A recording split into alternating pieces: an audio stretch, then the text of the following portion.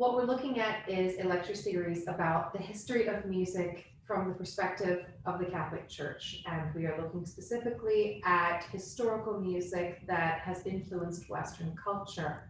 So what we're calling the first lesson is development and organization. And this is going to talk about the very earliest aspects of Christian music. There will be a lot of theories tonight, but along with that, I also want to give us an idea of what it is exactly that we're going to be doing over the next several weeks.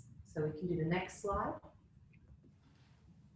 So just an introduction to the series. The reason for focusing on this is to show the history of music and its way of still allowing us to bring glory to God through the use of our voices. We're going to show that from the very earliest days of Christianity all the way up to now.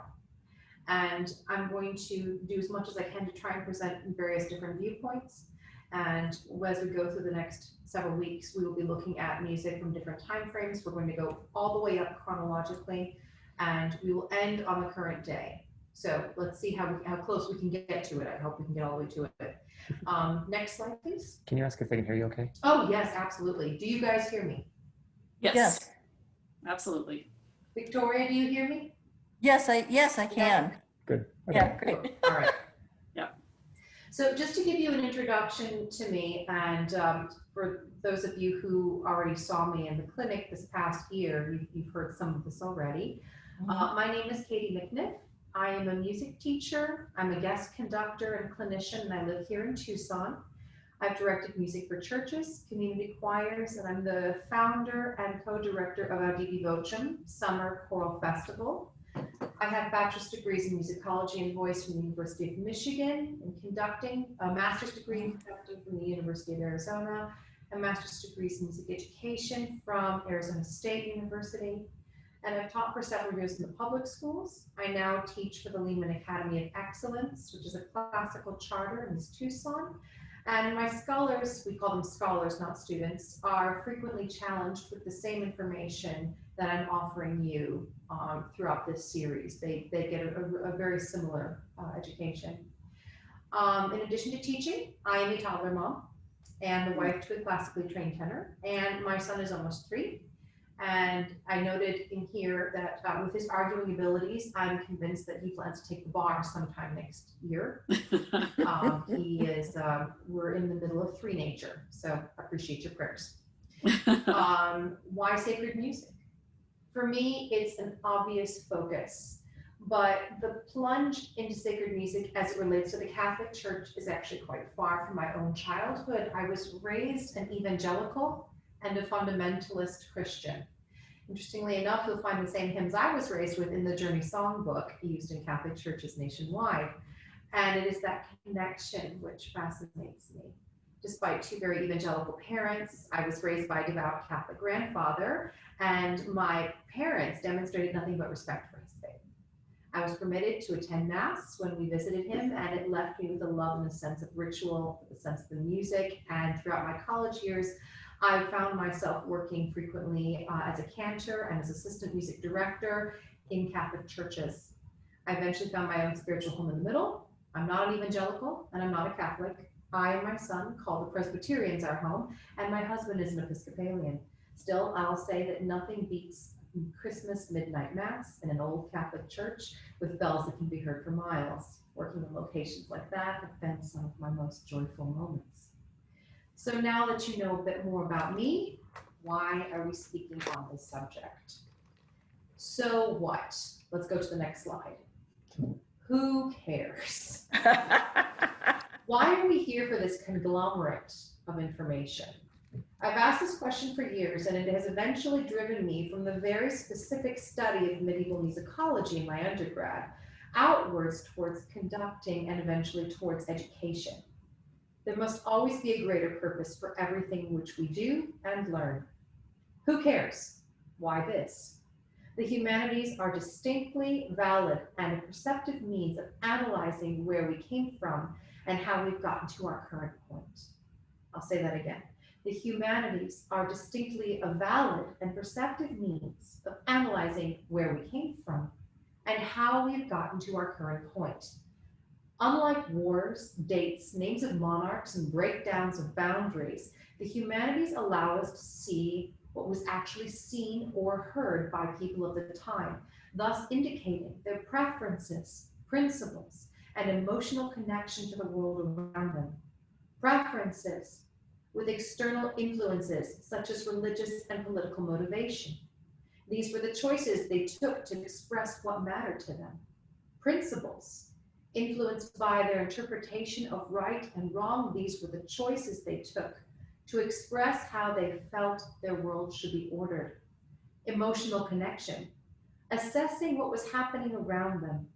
This is how they chose to express the internalization of their experiences and how those experiences shaped their view of their own place in time and space. Next slide.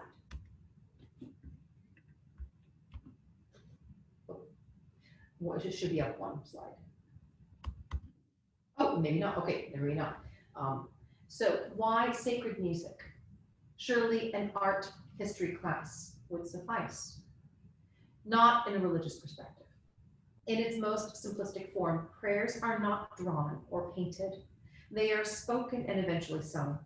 From this very basic form, even perhaps from the ideas of philosophers like Boethius, music has an intimate connection to our human experience and to our belief of what we are as a greater being.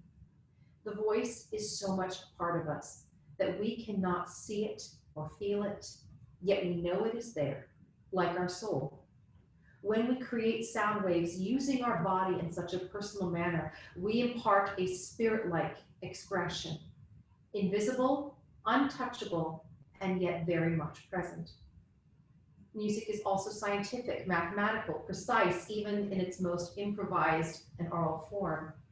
Therefore, the notation systems devised have allowed us to experience a window into the past with written instructions in the form of treatises written by theorists. For 1,000 years, monks and scriptorians have attempted to capture sound on paper.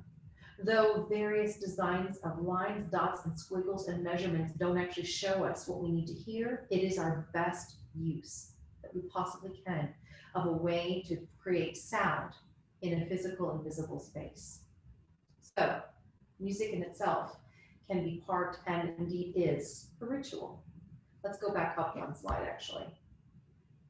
Quickly, let's discuss something about ritual. I read a really wonderful article a while ago about ritual, and I apologize, I looked for it everywhere, and I can't find it again. It was a beautiful expression that ritual, especially ritual when it comes to music, is this wonderful sense of cyclical time. When you perform a ritual, and perform it exactly as it has been performed, because it is a ritual and performed the same way over and over and over again, it is as if time stops and you are transported back to the origins of that ritual, to that place in time, because you are doing exactly what they did. You have a deep and profound connection to them. Every time we sing a chant, we perform that ritual. And that's one of the things that drives me in this, is knowing that we have this wonderful connection to the past. Let's go down one slide. Thank you. So what has happened? Religious music has been orally transported since the dawn of civilization. Although rare, there has been some written notation, and it has existed in primitive forms for thousands of years. Borrowing from traditions surrounding theirs, early Christians formed a song to go with their prayer. Thank you so much. And as the church began to organize itself, music was codified, standardized, so that it could be replicated and used within heavily bound rituals. So we were able to create a sense of organization. It is that sense of organization that we will discuss this evening. Going down one slide. Finally, why does it matter? We've said who cares. Why does it matter? Humans express themselves in their emotions, and we've stated that our voice is our most intimate and visible instrument. This is something that we can use that is wholly created by God. Developing and organizing chant allows us to standardize and even industrialize vocal worship on a mass scale. That's why it matters. Part 1, development. Next slide. Earliest samples of music. This goes from the Stone Age to the birth of Christianity, and we're going to go outside of religious music as far as we know to encompass anything that we have available to ourselves. It's very oral and oral, mouth, ears, or ears and mouth. Wide variety of ancient instruments. We assume so often that the only instruments that we dig up are what they had, but in reality, just like our instruments today, most of these instruments, if they were put in the ground for 1,000 years, wouldn't survive. And that is exactly what has happened. We have definitely seen some evidence of instruments that are just leftover skeletons of what they once were. And if that's what we have of an instrument that perhaps was dipped in bronze, we can imagine how little we actually have from all the instruments that were simply wood base. We have very little evidence of written notation, but it does exist in very, very small formats. The thing is that most cultures haven't needed it. The Rig Veda in India has been performed nonstop in the exact same format for absolutely a huge length of time, for 1,000 years, thousands of years, and yet at the same time, they never needed to write it down. Putting things into written notation does save them, but so does a perfect oral representation brought down from generation to generation. And most of the time, that is what people have chosen to do. Music is the mosaic of the ears, not the eyes. Use of practical items, instruments. If you're going to be nomadic and walking around, the last thing you want to do is be carrying a ukulele. You want to carry something that you can also use for something else. This is why Bedouins today, one of their greatest instruments also happens to be their coffee grinder. It's a wonderful stick that comes down into a bowl, makes a beautiful, deep, thudded sound, but it is their coffee grinder.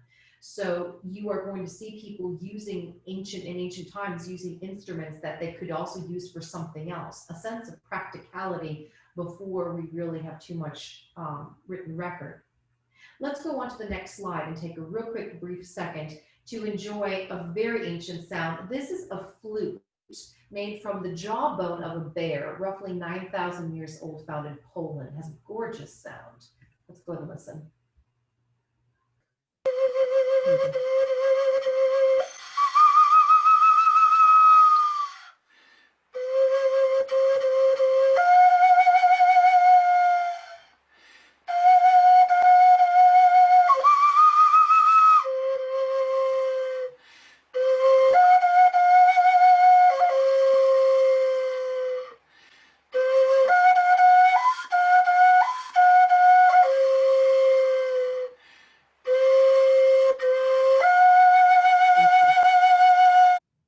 Let's move on to the next slide.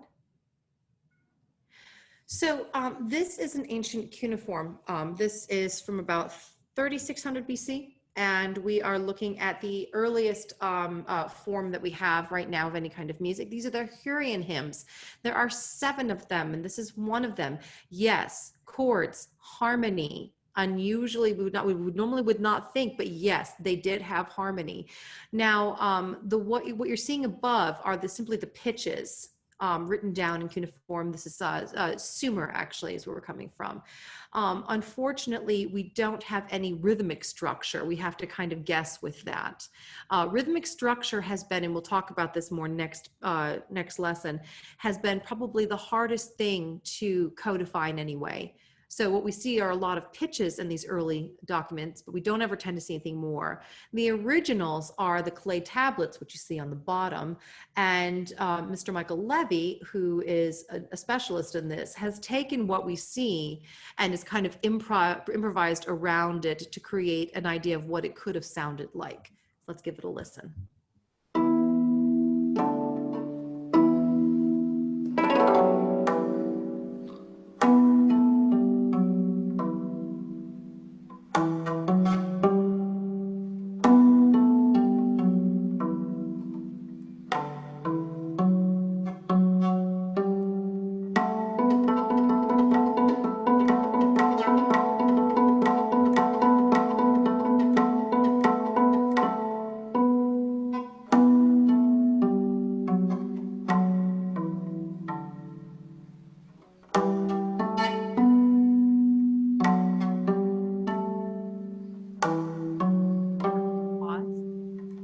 He's taking great liberty with rhythmic structure, but it can show us what it might have sounded like in its heyday. Next slide. My last example to you is the Epitaph of Psycholos. This is the oldest complete piece of musical composition. We don't have an exact date for it. It runs between 200 BCE and 200 CE. It's a stone construction. It's an epitaph gravestone. It is a gravestone.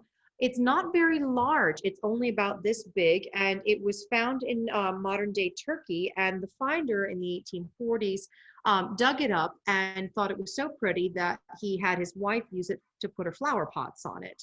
And eventually they realized that it was something that needed a bit more attention, and it was sent to a museum.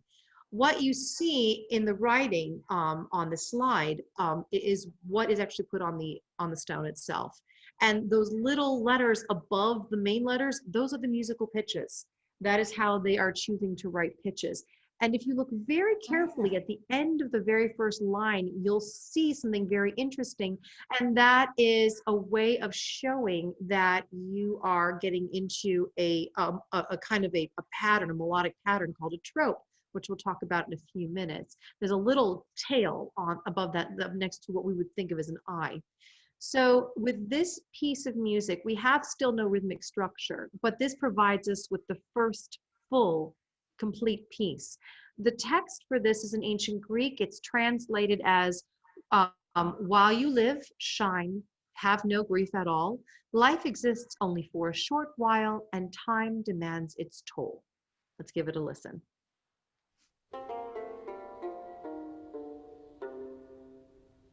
Ikon ilithos imi.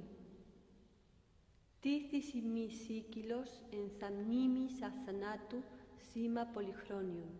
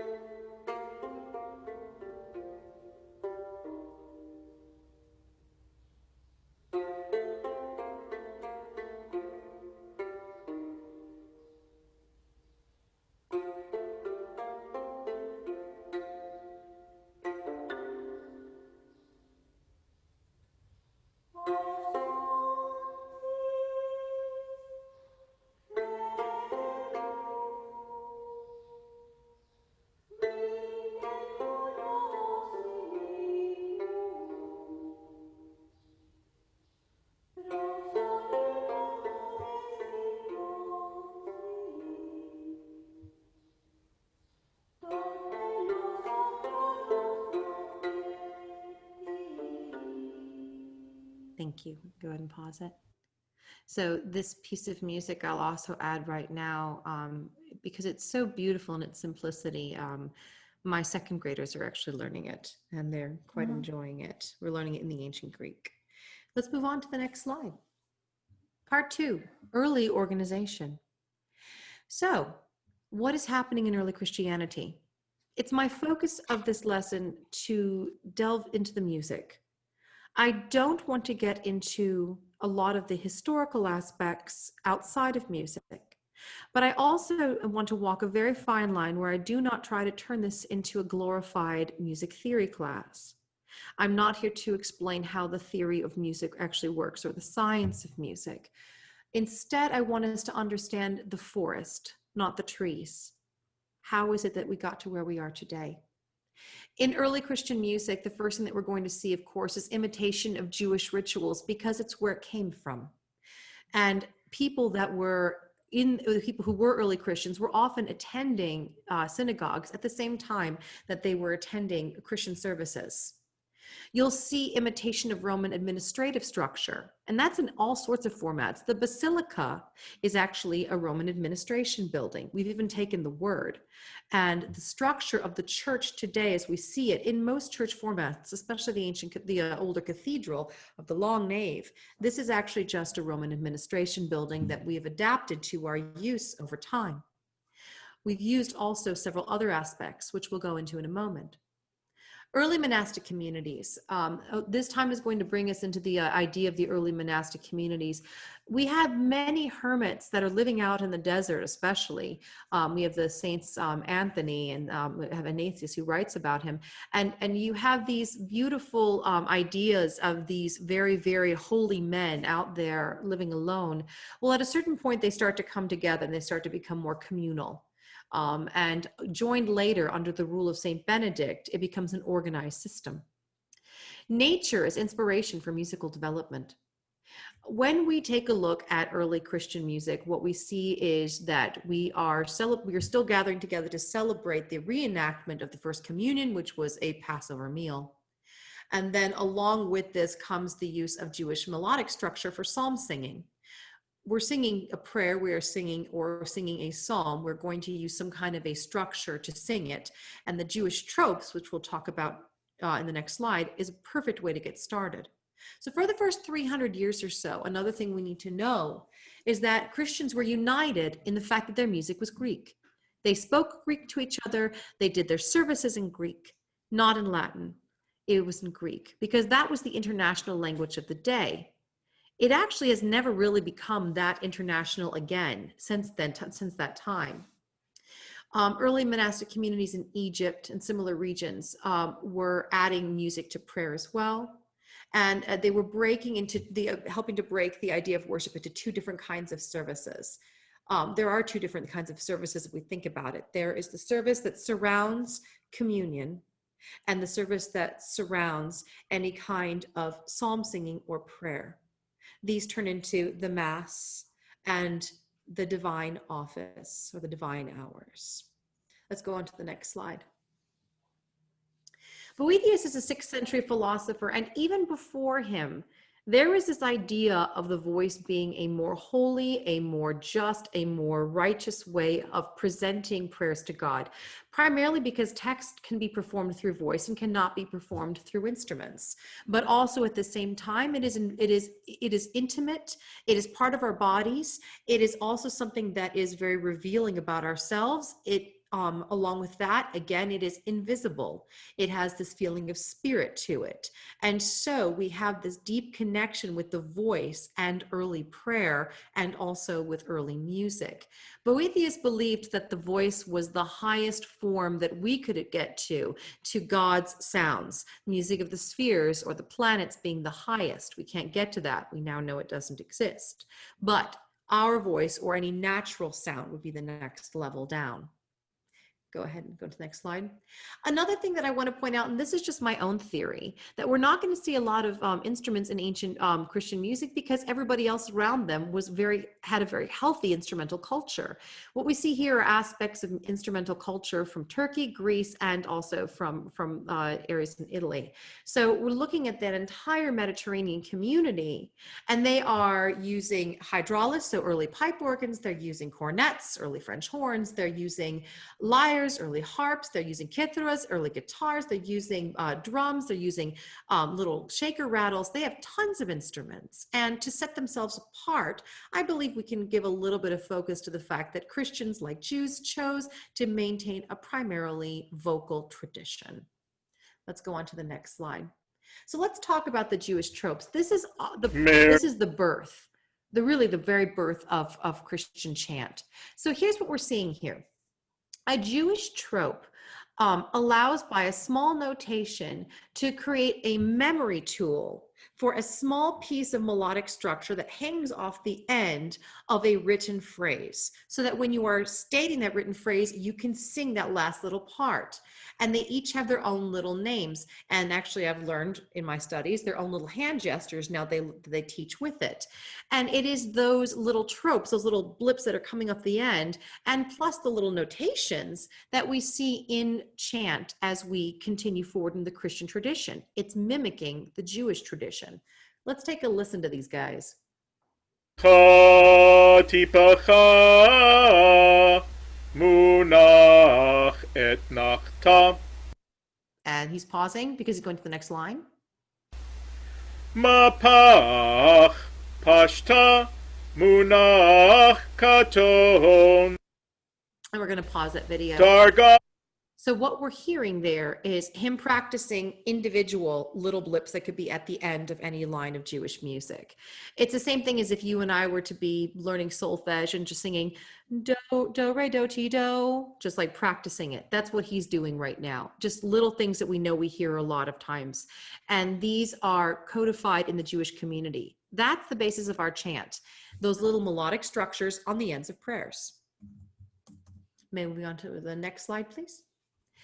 Added sounds. This is another one of my own theories, and I may be wrong, but this is an image that should be fairly familiar to most of us. And I feel that something that we should be thinking about is the fact that when we have people who are living out in the desert, living in very rural communities, and they're reaching out to nature to help create the sounds around them into their chants. We know already that we have some record that they use birdsong. I look at the line of the mountains. It sure looks, if I just trace the end of it, like a line of music, doesn't it? Now, they didn't really notate music at that time, but there's a phrase shape to that. I would know how to go up and down if I really followed along with it. Do do do do do do do do do do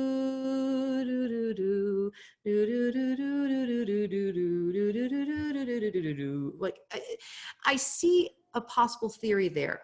When I was in Wales at Tintern Abbey, I just noticed that the mountains were so in your face around that abbey. And I thought, there's no way they didn't see this and somehow try to incorporate this into some part of their lives. That's my personal theory. I believe that we could find some evidence for that. But along with that, we can definitely say another thing that they were incorporating were just songs and secular texts that were around them. We know right now that some of Luther's chorales from Martin Luther in later centuries were developed from bar songs.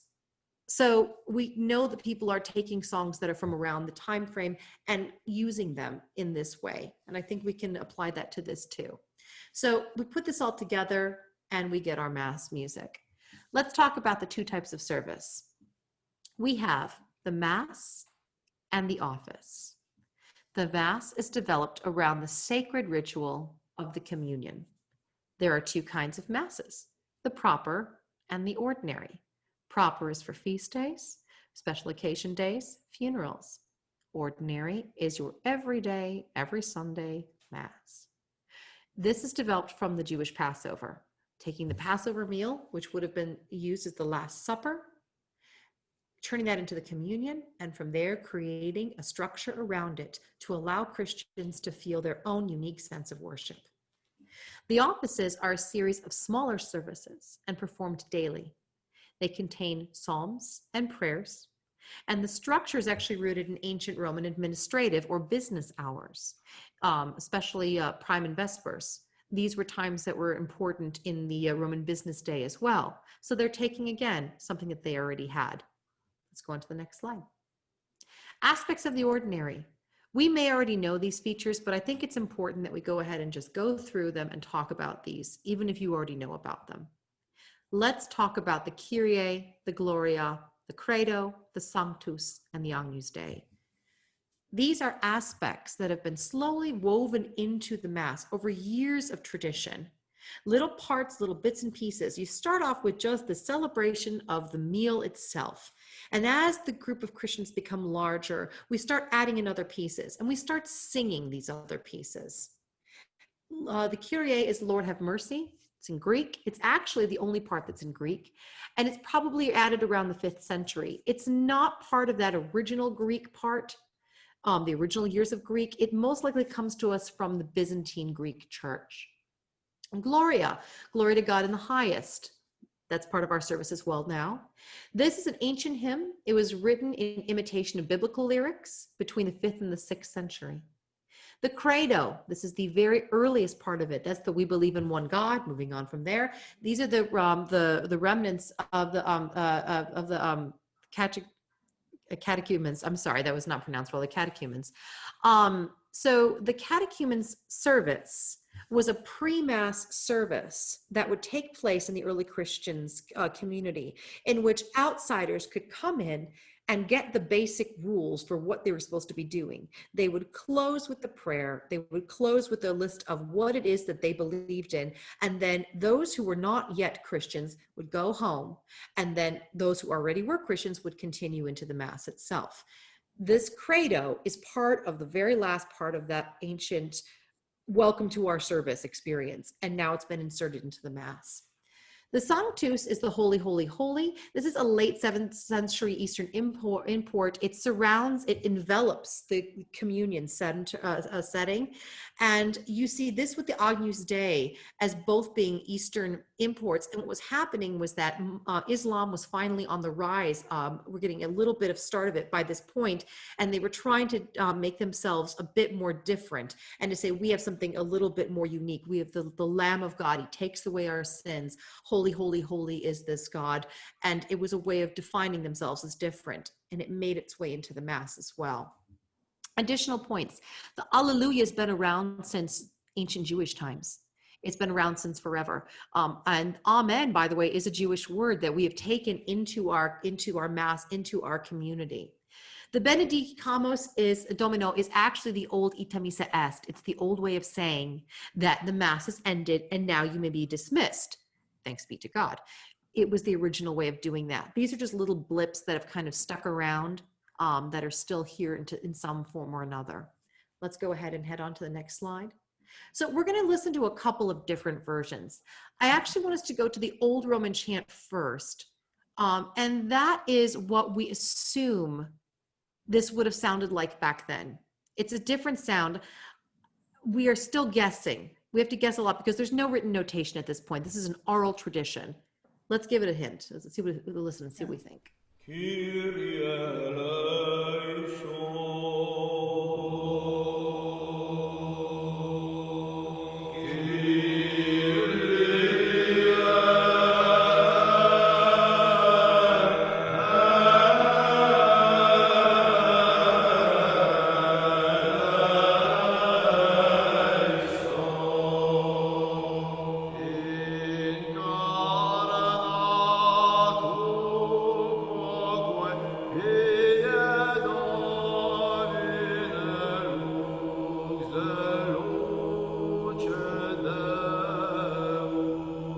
Good, pause it there. It's a very different sound from the kind of chant we're used to hearing. Ornamentation, extra little notes that have been added onto the tones. Also, you can hear some different modal things that we would affiliate perhaps more with a Middle Eastern sound. Mm-hmm. They may have been going across Europe as well. Also to remember that the Old Roman chant, as we call this, is not just Old Roman or Italian area, but also African, North African as well. Let's take a look at that credo. It is a very old form of the credo, so we can hear it in its simplistic form. Mm-hmm.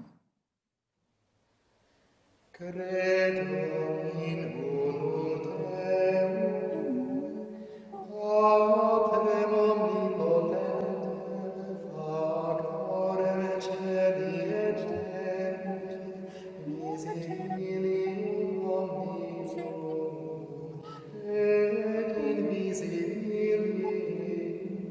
et in unum. Right about now is when most of my kids, when I teach them this is when they start to get bored. They're like, this music sounds really boring. Here's what I'm going to say to that, because that thought process needs to be addressed. It does sound boring to some people. It's very, very simple. It's not meant to be fancy. Not yet. It's meant to be a prayer. It's meant to be something to God. It's meant to be a celebration. It's meant to be about the text, not about the music. The music is simply there to provide a sense of expression to go along with it. Also should note the notation that you see in this video is chant notation, but it is significantly later. Early stuff like this was not actually really written down much. This is something that would have been codified later. Let's take a look for the fun of it at one final piece. We're going to look at the Kyrie here. This is a nice early Kyrie as well. Let's go ahead. Kyrie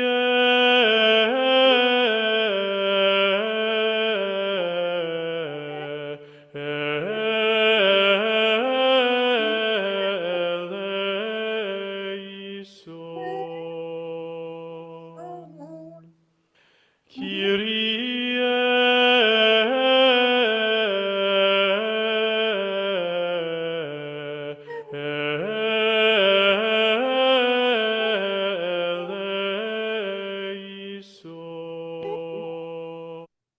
I love this one because I think it shows my whole theory about the mountains. Look at that. We just put it all together. Kind of looks like a We mountain range. learned how to sing this type several years ago. Did you? Yes, yeah, I forgot what it was called. So this is Franconian or pneumatic notation, and this is a lot of fun to learn to read. It makes a lot of sense. It really does.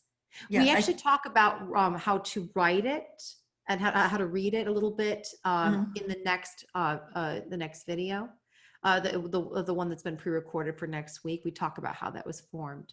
But yeah, I'm a huge fan of it. I attended a chant boot camp several years ago. We spent an entire week just reading this stuff, and it was a great week. Yeah, I think Russ might remember us learning how to sing Nice. this. Oh, how wonderful. Let's move on to the next slide. Let's go ahead and talk about propers as well. So propers are any kind of, these are masses that are going to have bits and pieces that have been added into the ordinary. So you already have those 5 components, Kyrie, Gloria, Credo, Agnus Dei, Sanctus. Those are going to be there, but you're going to add other stuff because it's a feast day, it's a special day. I'm going to give you 2, one really happy and one really sad. Dies Irae is the mass for the dead. If you are somebody who also likes movies, please listen carefully to the opening notes. This is also the soundtrack to The Shining. Dies irae, dies illa, salve secum in favilla, teste David consibila, quantus tremores futurus. And we're good. Quando So we have that lovely little tune, which, by the way, comes out in horror movies all over the Hollywood spectrum. It's really fantastic the way they've chosen to use this, because it is the mass from the Dies Irae, the Day of Judgment, coming to us from the Requiem Mass for the dead, and a funeral mass, basically. Let's go over to Odie Christus Natus as a nice Christmas chant instead for a special occasion. Jesus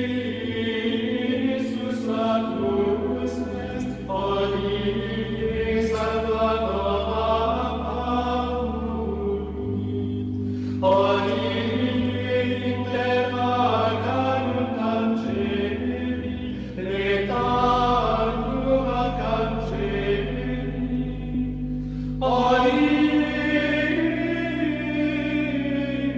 exum. So moving on to the next slide, we've talked about the Mass. Let's talk about the office of the divine hours. That's our lovely Saint Benedict. Saint Benedict wrote a wonderful rule. Rule meaning a book of instructions for how monastic life should live when you are now in a community. The earliest monastic communities show up around the year 323. For about 200 years, they don't really have any kind of sense of organization, and St. Benedict creates that rule for them. We still use it in monastic life today. It has been with us for a very long time. And you see in this a sense of division. In this, you see aspects of the times to pray every single day. And you have prime, terce, sext, non, vespers, lauds, compline, matins, nocturnes. And in these different times, these are your times to go and do a separate prayer service in which there are psalms that are sung, hymns potentially sung, prayers, and some meditation. These are the offices, and they are performed by monks daily. Aspects such as vespers and primes, I noted earlier, come from ancient Roman hours, business hours. They've simply incorporated those traditions into the idea of this very regimented, scheduled prayer system. Let's go on to the next slide. So this is what it would look like if you were a monk. You could sleep, then you'd get up. Then you'd have matins, so there's a service. Reading and meditation. Then you have lauds, so there's another service. It's a short one. Breakfast, prime, another short service. Work, terce, and mass. That's a short service followed by a mass. So 2 church services for the price of 1. Work again. Then you have sext, which is another short service. Reading and meditation. And then you have a short period of rest. Then you have non, another short church service. Then you have dinner, work, vespers, and then reading and meditation and compline. For some of them, reading and meditation was actually sleep, and then you woke up to do compline in the middle of the night and went back to sleep. So they weren't actually used to having a night of unbroken rest. They were used to getting up to pray in the middle of the night as well. So they kept themselves busy. That sense of structure lasted throughout Christianity for a very long time, and monasteries still do follow the hours quite frequently. Let's move on to the next slide. Hymns are part of this. Hymns are an additional text of praise. Hymn is written imitating a biblical concept, but it is not biblical text. So if you are a Christian who is very, back then, who is very conservative and wants to make sure that everything you listen to is only from the Bible itself, you're not going to quite like the hymns, especially since people like the Gnostics and other hereditary groups were writing a lot of hymns. You would say that was a bad thing. But we've since kind of incorporated hymns and now are more accepting of them as part of our tradition. This is the Te Deum. This is a 6th century hymn. Te Deum laudamus, Te Dominum confiteremur, Te eternum Patrem omnis terra veneratur,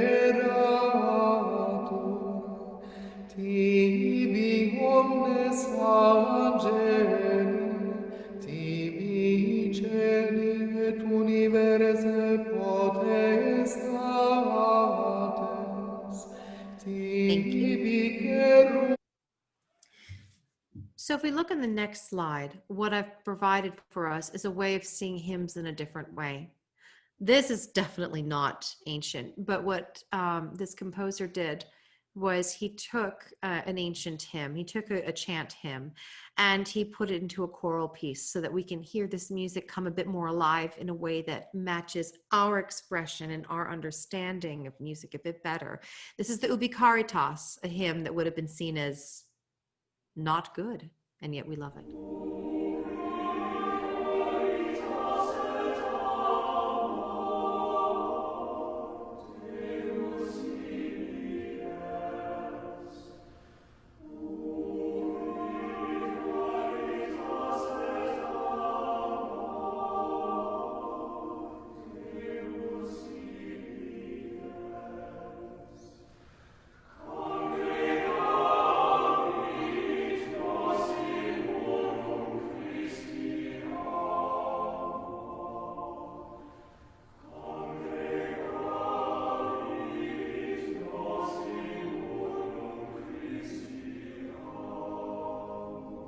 I hate to stop it there, but we're going to need to.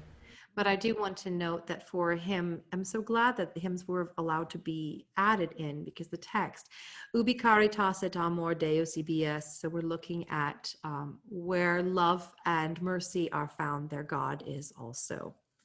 What a very inspirational text. Let's go ahead and move on to the next slide. Part 3, this is my third part of today's lesson. Organization, liturgies. Understanding that when we have all of these different chants coming from all over this region of the world, there are bound to be differences of opinions, and unfortunately that does lead to a lack of organization. While all of this music is happening, the major things that we see happening across the historical world, we see Constantine, of course, we see the division between the Romans and the Romans and the Greeks when it comes to the division of Christianity. We see the Byzantine Empire forming. We see the fall of Rome, and then we see the powers of the Dark Ages. We see Clovis, we see these incredible kings coming to us and just expanding the territory of Christian belief. These are people that were expanding anyway, and then they chose to expand underneath the name of Christianity. And in the case of Clovis, Clovis is very interesting because Clovis was originally an Arian Christianity, so not a Trinitarian Christianity, a Christian. So he believed in Christianity where Jesus is not part of the Trinity, not not part of God at all, but simply a teacher on a lower level. And it is his wife that converts him over. His wife converting him changes to a great extent the course of Western history as we know it, because we are now Trinitarian Christians because of this massive conquering. He chose then to go ahead and expand his territories throughout the Franks, the whole Frank region, all the way up through what we now know of most of Central Europe. So in that period of time, as we're amalgamating more different cultures into the Christian community, we're bound to get more different interpretations of the liturgy. So we have several. We have the Roman liturgy, known as the Roman African. This is coming to us from Italy, from Egypt, from the North African coast, because we have a lot still happening on the North African coast when it comes to Christianity. In fact, St. Augustine was from the North African coast. He was not from Europe. We have a second St. Augustine for Europe. We also have the Gallic tradition. So we have the Ambrosians, the Mozarabics, the Celtics, and the Gallicans. These are different ideas of how liturgy should sound, how chant should sound, when chant should be done, how we should perform it. And it's from all different corners of the region, and it's completely disorganized. So what are you going to do about it if you want to be one unified faith? Because the one thing we must say about the Catholic Church is that it is incredibly organized. So let's go into how they managed to fix that up.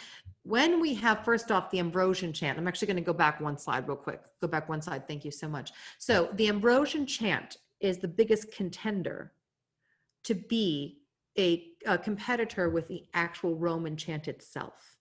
Ambrosian chant is put together very well, but there are other kinds of music happening at the same time. Mozarabic is a type of liturgy or chant that is being found now mostly in the Iberian Peninsula. Iberian Peninsula is at this point already starting to see a rise of Islamic culture. The court at Cordoba is directly connected to the court at Baghdad, which means that this Mozarabic music is gets a lot of Islamic influences in it. It kind of gets pushed out of the way because of that. In fact, it's the Islamic influence of Spain that kind of tends to push it out of a lot of Western traditional music study. If we look at Celtic music, they are so incredibly poorly defined. They are all over the place. This is where we have the major amounts of the hermits. They're very educated. They write everything down. There's an old book from the 90s about how the Irish saved civilization because they wrote everything down, but they were too isolated from each other to create any kind of unified structure. That's pushed away. Gallican is pushed away because it does not show the same kind of structure and strength with the mass structure the way we like it and chants the way we like that we would see in Roman African or Ambrosian. So we're down to Ambrosian. Ambrosian's fighting up against Roman African to be the dominant kind of chant used during this time. Roman African wins out. The earliest monasteries were formed in 326 in Thebes, which is in Egypt. That's part of the whole Roman African style. They're all in Latin at this point. They've all switched over to Latin from Greek, and that's simply at that because of the rise of Constantine and the rise of this empire moving up. But at the same time, we are still seeing that that this whole Roman construct that we've got is still facing this whole Ambrosian idea. So why do we care?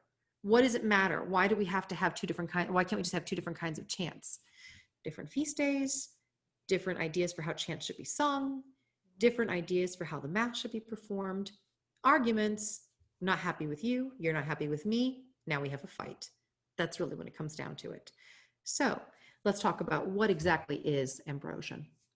Name for St. Ambrose introduces us to something called an antiphon, where choirs actually sing back and forth to each other, versus responsorial, where one person sings and the congregation comes back. Has Syrian influences, which means it has a sound that's not quite what we're used to hearing in chant today. It doesn't win. In the end, it does end up being Gregorian chant. Why do we say Gregorian chant instead of Roman chant? Because they wanted to give it a name that affiliated it with a pope that had already had a wonderful reputation. Gregory had nothing to do with chant. He really didn't. Those paintings of the birds and all that later, that was all later. But he was a very popular pope and they needed to market it. So it became, to this day, Gregorian chant. Let's move on to the next slide. This is what Ambrosian chant sounded like. This is what our church could have sounded like, but it didn't win.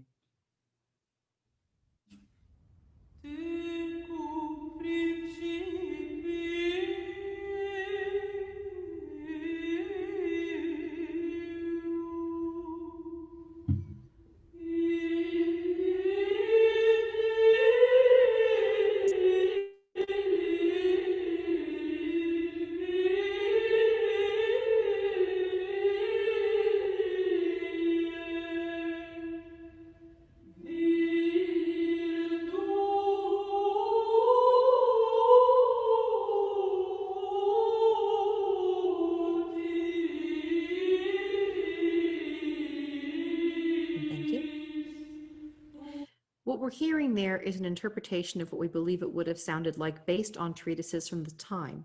Remembering that we don't have very much notation from this time. It's still pretty oral. However, we can still tell based on the descriptions that it sounded very different from the chant that we now listen to today, or the chant that we affiliate with the church.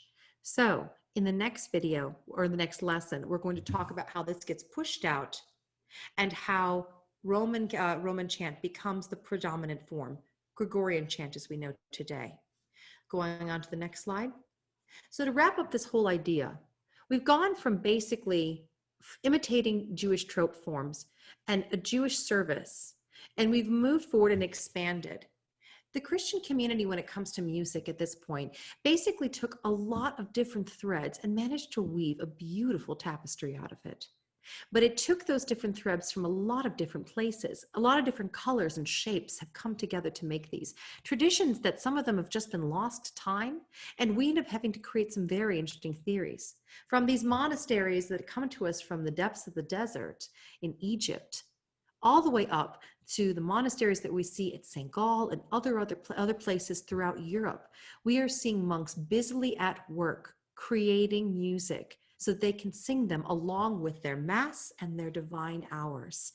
This allows them to experience and express themselves vocally in a way that they feel fully glorifies God. We see kings like Clovis unify people, and in that, doing that, bringing in many other cultures into the Catholic faith, the universal faith.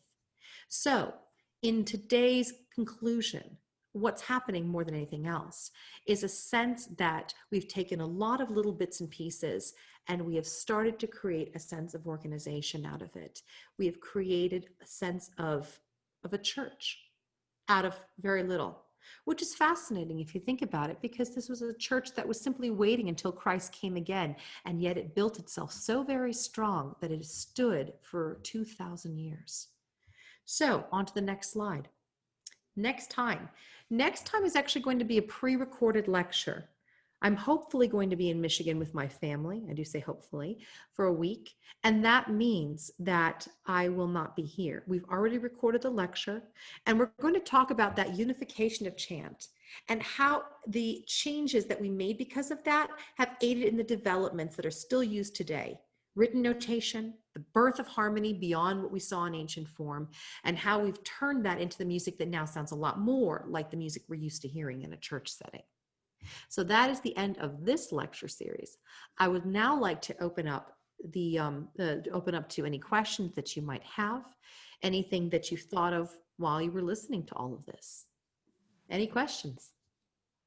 Well, I just want to say that, had that education been offered to me at the University of Illinois a million years ago, I would have been a much better music major than I was. Katy, that was fascinating. Honestly, that was really incredible stuff. Thank you so much. Thank you. A lot of information. Hopefully I got most of it. Well, I've got plenty of notes, so if you want more, you let me know and I can send you. And that was something that I was told to let you guys know. I have lots of resources. And I've put together already a bit of a Google Doc, and what I can do over the next few days is just ensure that it's really well organized and send that on so that you guys can have access to that. That way you can look up everything that I saw and everything that I've kind of traced along to find this, and you can kind of look through it yourself. There's a lot of really good video documentaries on this as well. So there's a lot of fun stuff that you can dig up on this stuff. There's also a lot of empty space. This is in this time frame, we are doing a lot of guessing, but I think that they are educated guesses. Yeah. I know I really enjoyed the Gregorian chant. I sort of was brought up on some of that. That's wonderful. Much younger, and so it was nice to see it again. It is absolutely fantastic. It was, I was not brought up on it. I actually didn't hear it that much growing up, really. In my grandfather's church, they didn't do it. So I didn't hear it really until I was an adult, and I just fell in love. I just love it. I'm a huge fan. Gina, is there anything, answer questions I can answer? I'm actually really thrilled to see you here. It was wonderful that you listened, and I'd love it. You got anything you want to throw at me? Anything at all? No, actually, I was a terrible music major. I mean, I grew up with top 40 and the Beatles. So, There's whatever nothing wrong choral with the music, Beatles. no, I know. But whatever choral music I had was just from choirs being in fourth grade, till now, and then in college and everything. And then, I didn't start really singing in churches until I started singing in a Catholic church in 1989 in Newport Beach. And so, I got up to speed really quickly.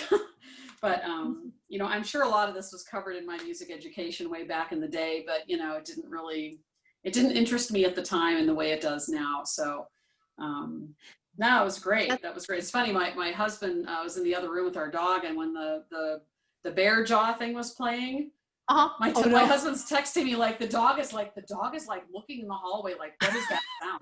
Like the dog heard it through like three rooms away. It was funny. Just imagine then what it must have done back then, what it must have been used for. I love showing that. So my first graders have to do an ancient history unit. So I always show them the bear jaw, and it doesn't go over so well with some of the girls. They get very grossed out, but I'll tell you, all of them just perk up their ears and just like, they listen to that sound. It just really gets you. It's cool. Yeah. Really unique and just kind of, Very. kind of creepy with the teeth and stuff. It's like kind of creepy to think about, but people are inventive and they're like, well, I think I'll try to blow into this thing and see if I get a sound out of it. And look what they did. Drilled a few holes and off we go. I got you. The teeth are my favorite part just when I'm talking to little kids, because you get the boys like, that's so gross, I love it. And the girls are like, so I got to admit, the teeth are great. We get so much discussion, healthy discussion over those teeth. Right. And when the sound changes, they remove the teeth. Who knows? Who knows? Did they used to use horns from animals. Yep. I don't know if they put little holes in them in order to play it, or just blow one note out. It depends. And actually, when it comes to horns, you can create different pitches by the shape of your lips and the amount of pressure that you're putting through. So they could potentially change pitches just by shifting the way they were holding their lips on the horn, but they could also do it by drilling holes. If they did it correctly, they could do that as well. And just having that sense of understanding that these instruments were organic material, we're not going to have them anymore, but we can still get ideas. And a lot of the cave paintings show us instruments that probably were horns or something along those lines. And they just, they've disappeared along with any other organic material in the midst of time. You're lucky that you were able to have this and show it. Oh, the bear jaw? Yes. Bear jaw, You know what? yes. I've never looked up how that thing was preserved. I should look up how that thing is preserved, because we're very lucky because it's Poland. So that's not really an area where you think that kind of organic material would survive. Yeah, I noticed it was in some liquid. Yes, I agree. It was in some so- liquid to kind of keep it together. Yeah. It was almost like the liquid dripping off the thing was also, to me, was creepier than the fact that, wow, this is this like ancient bear jaw. I'm sure it's just like some kind of like water, but that was kind of odd. But you do what you have to do. There's another one. It's a Chinese flute from about 8,000 years ago, and it's a bone, and it's shards like on either side of it, and they put their mouth right up onto it, and all of my little first graders go, "He's putting his mouth on the bones." They get so upset. And then we talk about, what drum skins are made of. They're made of leather, they're made of animal skin. And then they immediately don't want to touch leather ever again. We have to go over that too. But it's just interesting to see how we've kind of removed ourselves from the idea that organic material is used and can be used to make amazing things like expression. In the shofar, is that the one, the Jewish synagogue? Yeah, shofar is the Jewish one. Yeah. Mm-hmm. Okay. Yeah, and that's one of my favorite ones to listen to. You get horns from all over the world that are just absolutely fantastic. There's the didgeridoo in Australia, and you just get these really, it's amazing. If you go to the Music Instrument Museum at the MIM over in Phoenix, I think the thing that always stands out to me most is that you can go from room to room to room to room, and they all look a little different, but they all have the same ideas. The same basic 5 or 6 clusters of instruments exist all over the world. We all had the same ideas. We just had different ways of expressing them. And it's really this wonderful sense of, we're not so different after all. We all thought up the same ideas. So Yeah, I haven't been there. Of course, now with COVID, I don't think it's open, but it's No, it's definitely not on my right now. list of things to do, It's a is good to head place. up there. Yeah. Good place. Well, thank you so much for your time tonight, ladies. I really appreciate it. And if you have any questions, feel free to reach out. I'm going to go ahead and put together that list over the next few days. And then I'll go ahead and send that out so everybody can have access to that. And then again, for the next week, please go ahead and still tune in. I will just be recorded instead, and then we'll go back to our normal lessons the following week. Excellent. Well, thank you so much, Katie. Yeah, Thank you. thank you. Thank you. Victoria. Have a Thank you safe, for being have a there. safe trip when you leave. Thank you. Thank you so much. If you want to see any of the other lessons that we have, click up here and you will get a chance to see the other lessons in this series. Have fun. Bye.